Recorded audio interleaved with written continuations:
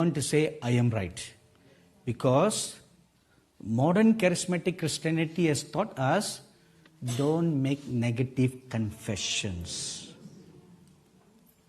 To make negative confession is something else, but to make an honest analysis of ourselves is another issue. So how do you honestly see yourselves, or how does the Lord look at you? So the question here is addressed to those who are older in age. So those who are older in age, I see. Okay, let me ask an honest question. So you must honestly answer me, okay? No more young, really old. How many of you here are 50 years old and above? Okay, good. 60 and above. Good. 70 and above. Good. 80 and above. Only one. Only one. But you look very young. You look like you are in 60s, not 80s. You are really 80?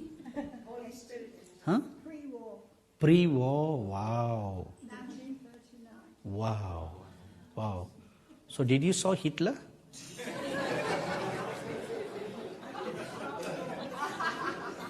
Okay, we have 180, any 90? I think if I ask this question, only Queen Elizabeth will put up her hand. She's 93, right?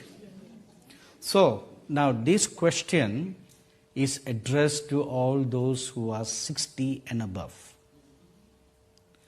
So the Lord wants me to ask you this question. Are you ready to meet the Lord? Which means, if you die tonight, are you ready to meet the Lord? Why the Lord wanted you to know this? Because the scripture says in Matthew chapter 24 that in the last days, when the days of tribulation comes upon us, many will not be able to go through those times of difficulties. And for the elect's sake, the Lord Jesus said, the days will be shortened. Now, what days? Because the Bible, God has apportioned times and seasons.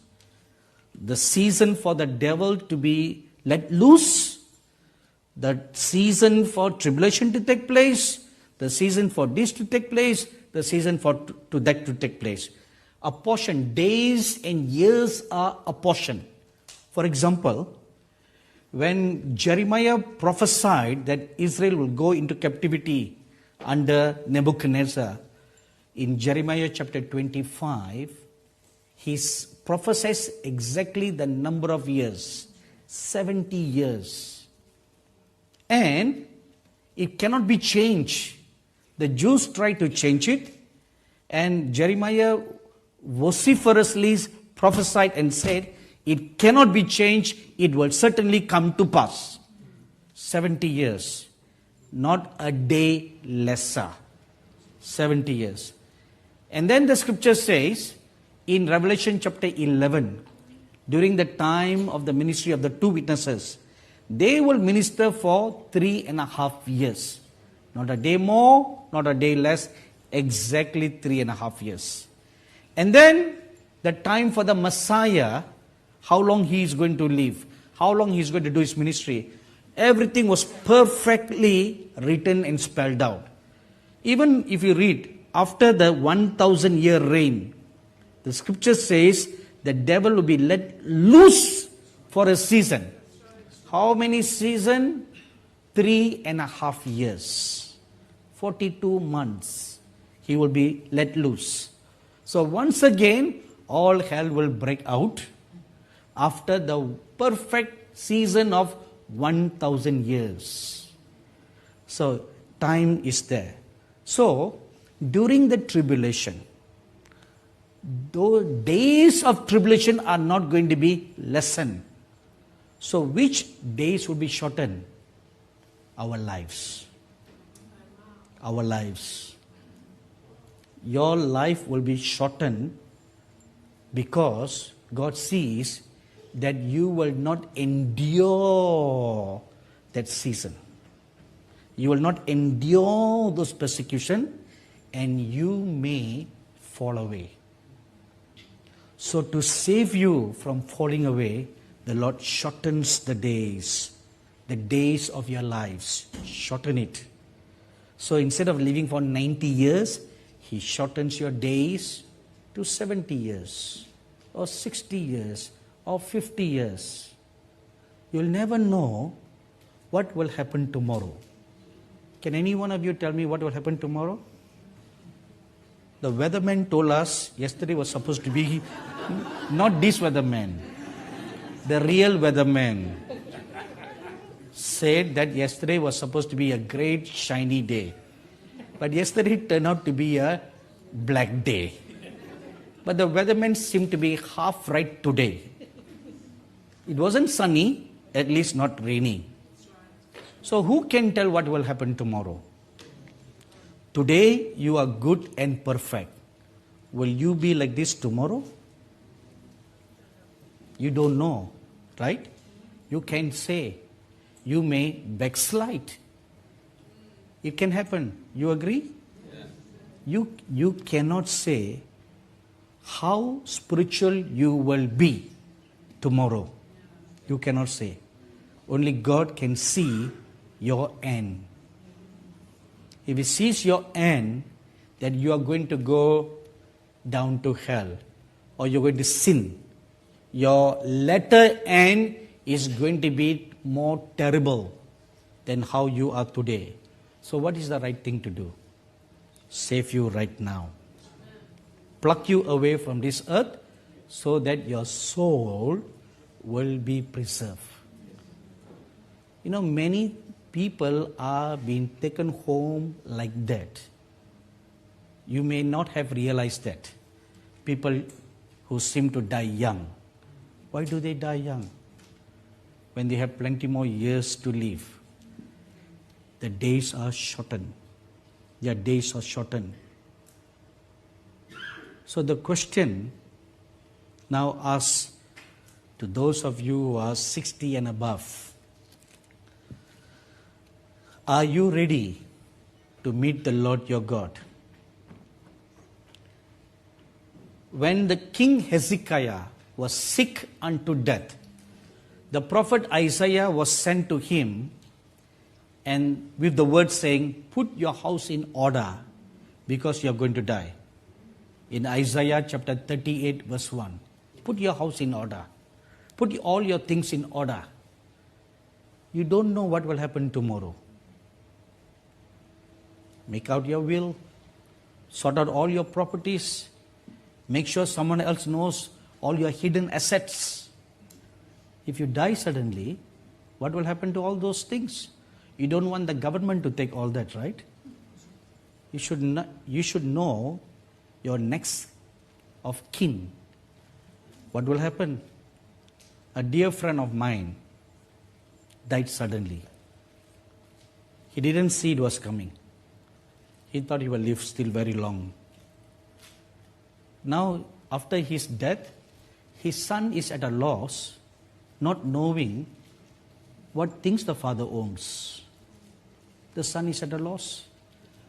His poor wife is at a loss. The bank accounts, the properties, the bonds, the shares, they have no clue what the father has done.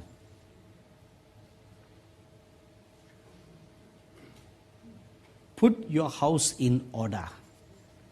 Analyze your life before meeting God. Analyze your life. The scripture says very clearly, if you read Matthew chapter 24, that the times of trouble that will come upon the face of the earth will be so great that history has never seen it before. Matthew chapter 24 verse 21. And it is called Jacob's trouble. Such a time was never before and never will be after. History has never seen it. If Hitler had killed 6 million Jews, and that was a terrible thing to do, I tell you today what is going to happen in the days to come. A few years ago, the Lord showed me that the spirit of Hitler will rise up once more in these last days, and the Jews will be heavily persecuted, and they will be killed in large numbers, and it will make the Hitler's Holocaust a small plaything. I staggered at what the Lord revealed. If 6 million Jews is going to be a plaything, can you imagine how many millions will be killed in the days to come?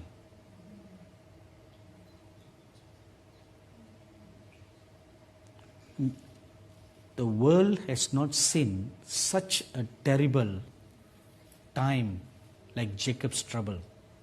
Never. So, most Christians are deluded into thinking the rapture will take place before all this. So, we are all safe. Honestly speaking, I grew up under Pentecostal tradition. I must qualify that statement. Grew up meaning grew up in the ministry. When I started my ministry, I was in the Pentecostal tradition that purely believes that the rapture will take place before the tribulation, before the mark of the beast, before even the Antichrist is born. I believe that. I grew up under that tradition, and I preached that very strongly. Oh, let's get ready for the rapture. Ready for the rapture. From the time I started my full-time ministry in 1984 till 2006, I preached that very strongly. In the first week of May 2006, I was invited to speak at a small denominational church like the Church of England in India. And I was waiting on the Lord one day. So, Lord, what do you want me to speak at this conference? And the Lord came to me and said, speak on Matthew chapter 24 verse 8. So look at the scripture. It says, these are the beginnings of sorrows. Just one sentence that doesn't talk much about what are the beginnings of sorrows. So of course you can go into the Greek and the Hebrew and say, okay, beginnings of sorrows are like the birth pangs of a woman. Okay, birth pangs of a woman. How can a man understand a birth pangs of a woman? Right? It's easy for a woman to preach on that. The birth pangs that you go through, you can describe it in very biological terms and then bring out some spiritual elements to it. Well, what about a man? So we can only speak theoretically what they are.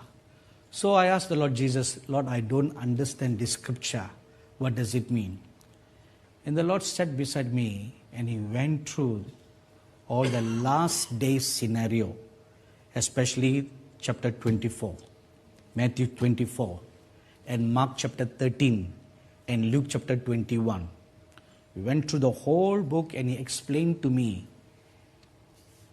about the last days events that were going to take place and comparing them with the events that are prophesied in the book of Revelation. So there was a shocker statement the Lord Jesus made that shocked me. He said, the rapture will not be before the mark of the beast. It will be after the mark of the beast. So I looked up at the Lord. Now, I am seeing the Lord like how you see me stand before you. So I knew it was the Lord. We have gone through all the theological tests, You know, the Bible says, if you're in doubt, test the Spirit. Do you do that? Right? We test the Spirit. So we go through all the theological testing. Okay, proven. This is the real Lord Jesus. Now he's saying something that is contrary to the scriptures. The Lord Jesus, if it is the true Lord Jesus, should not contradict the scriptures, right? So I looked at the Lord, I said, Lord, what you are saying to me is totally different, contrary to what we have been preaching. The Lord Jesus looked at me and he said, all you guys are wrong. All your theology is wrong.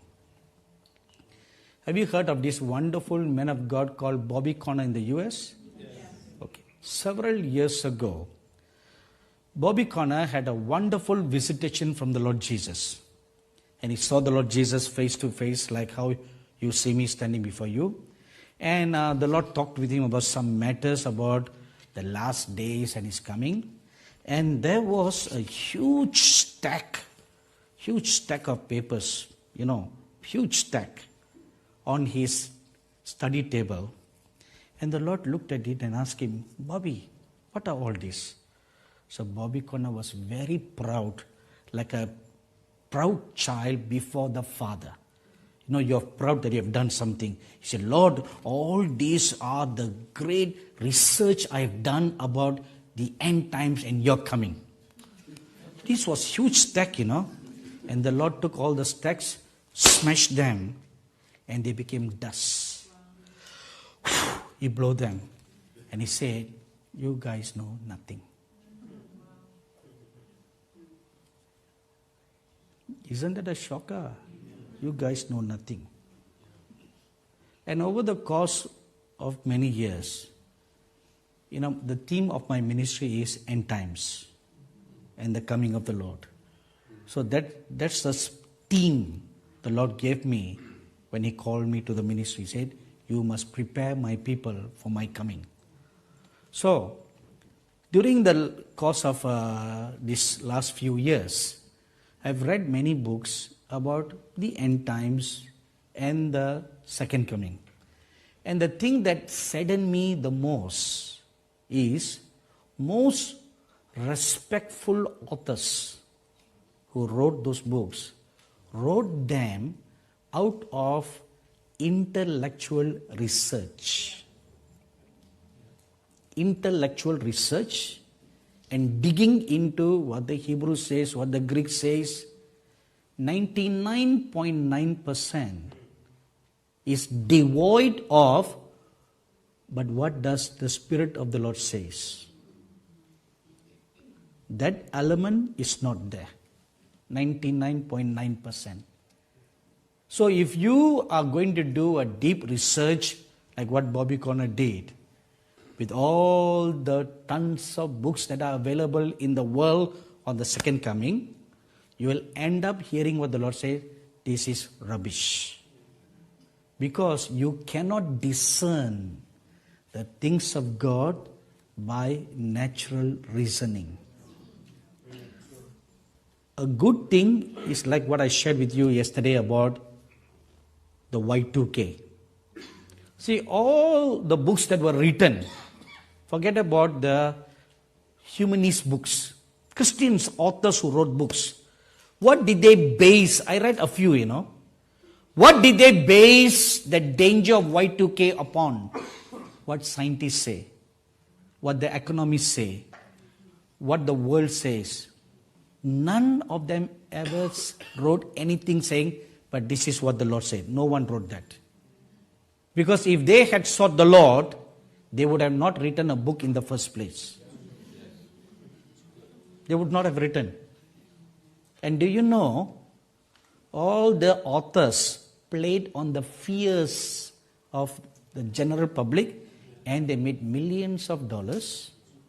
And when Y2K passed by, no one, except for one man, no other Christian authors apologized for teaching something wrong. Only Rick Joyner. Only he had the humility to go on public and say we were wrong. The rest of them, no one ever said we were wrong.